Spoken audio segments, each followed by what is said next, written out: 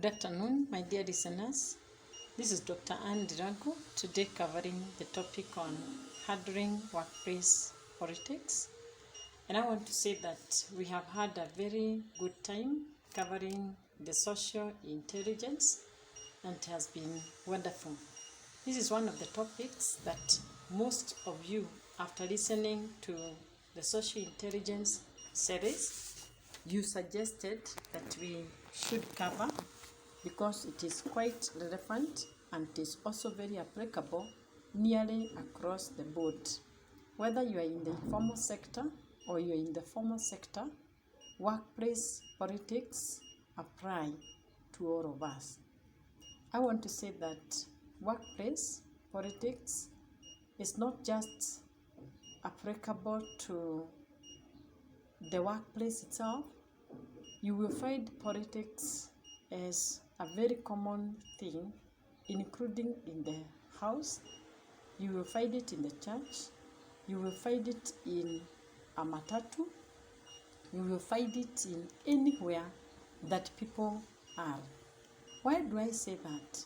It is simply because human beings are political animals. But when we say that human beings are political animals, it means that we need, therefore, to be politically sensible. And therefore, we should also be aware of the political savvy people in our workplaces or even in our houses. When politics are played on you, you will not feel comfortable. There are several things that you will realize that you will go through in your life. Number one, you will find like you are 20 hours behind the others. Sometimes it seems like your boss is seeing you through. You're also getting minimal support. It is not about who you know, but about who knows about you. And I want to say that these signs of active politics in our workplace, where some people will be left behind, others will see like their bosses are seeing them through, like a transparent paper. And also getting minimal support. It is all culminating to, it is not about who you know, but it is about who knows about you. And therefore we should be very, very careful, because people will do their best to make others know about them. However private the information is, however detailed the information is, they will do their best to make many, and especially the decision makers, the influential people, to know about them. So what will happen? They will do the best they can to play others down, to gossip or to badmouth others. And I would say that this is real. We cannot run away from it. That is why we are not talking about eliminating workplace politics. We are talking about handling workplace politics. Why? Because politics are real and they are unavoidable. You cannot avoid them, because we said people are political animals. What creates workplace politics? Why do you think people are very political? Why does the situation turn out to be very political in our workplace? Number one, scarce resources such as tools of trade, equipment, and also few promotional opportunities, and also limited attention by the boss. When the workplace becomes too competitive, then that environment entertains politics. Why? Because it's about competition. Therefore, I will compete of who will know about me, so that these scarce resources, at least when they are being distributed, I will be among those people that will be given priority. When promotions are being given, I can be considered. When the boss needs some attention, I can give the attention and I can also receive attention from the boss. Alternatively, There is also subjective performance standards. Very subjective, not objective. And I know when it comes to measuring performance for staff, there needs to be an instrument. From a HR perspective, there needs to be a tool that is commonly going to apply to all staff members.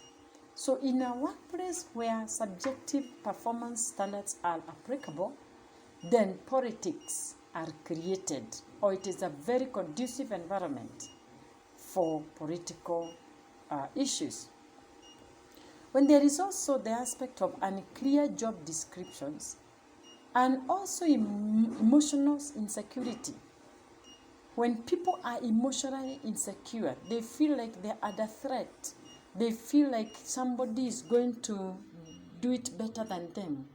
Then that also makes the environment to accommodate a lot of politics. What follows after that? You will find like those people who are orators or their oratorical abilities used to gain power, they do it and do it very well. They will speak and speak very well. They are oratorically enhanced to gain power so that the people that are in the workplace may be under them even when they have no titles. What will happen also is, if workplace politics are not taken care of, or these signs are not well taken care of, there will be hiring of worthless and luckless men to enforce the will of their boss. So if a senior person is emotionally unstable, feeling threatened by the junior, he will actually pass a motion on getting people who can dance their style. There will be muddling of career, potential, and the goodwill of potential rivals. Anybody who seems to be doing better career-wise, the potential is high, has the goodwill of the organization, such people will be murdered. Murdered in terms of their career progress. The person who is in charge will do the best to see that that person does not rise above where she is.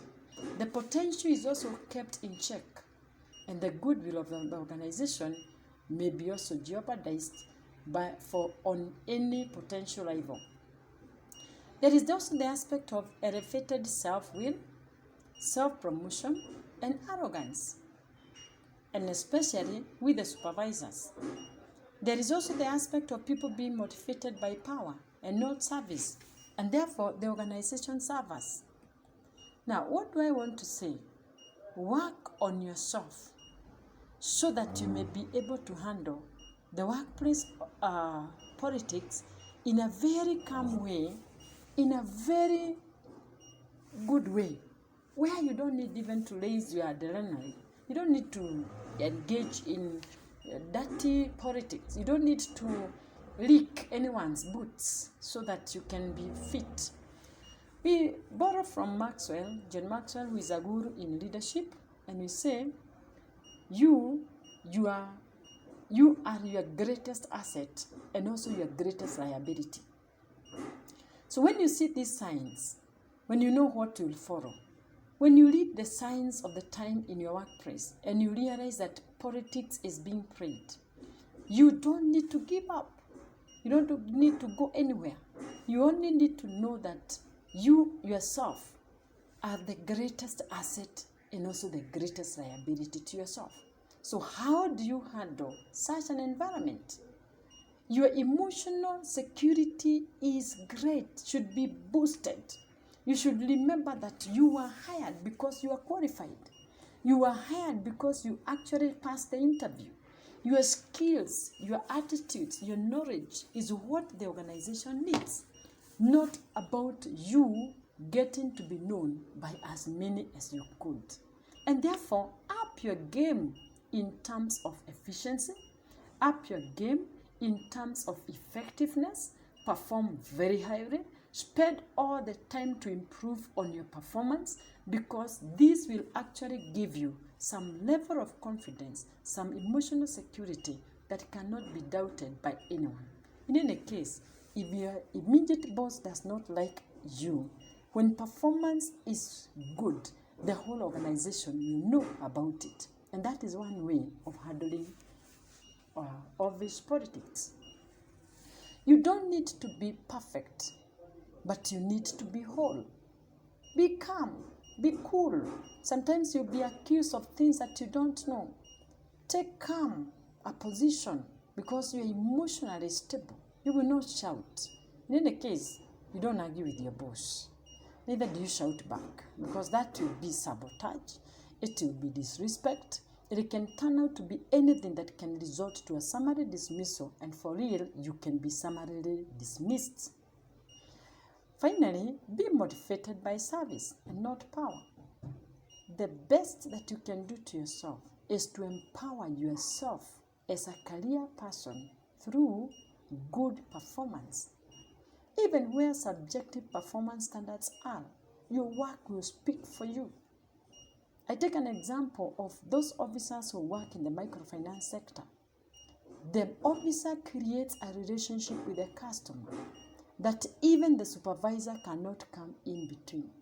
If this officer is taking care of the customers in a good way, he or she respects them, offers them the service in time, and has even extra relationships with them as they do their own weddings for the sons, they do their own burials, they is part of that. He is actually bought into the system by the clients. So even when the supervisor may come in with her own politics or his own politics, the clients will fight for that particular officer, because it is the client who holds the voice of whether the officer is doing well or not. You also need to undertake personal development initiatives to boost your security. Sometimes we are trodden on because we are also powerless. How far have you developed yourself? How confident are you that even if the worst went to the worst, you would still have some position in the industry, if not in that organization?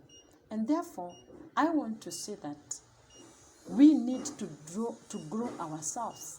You need to ask yourself, when the challenges are many, what are you doing about the situation?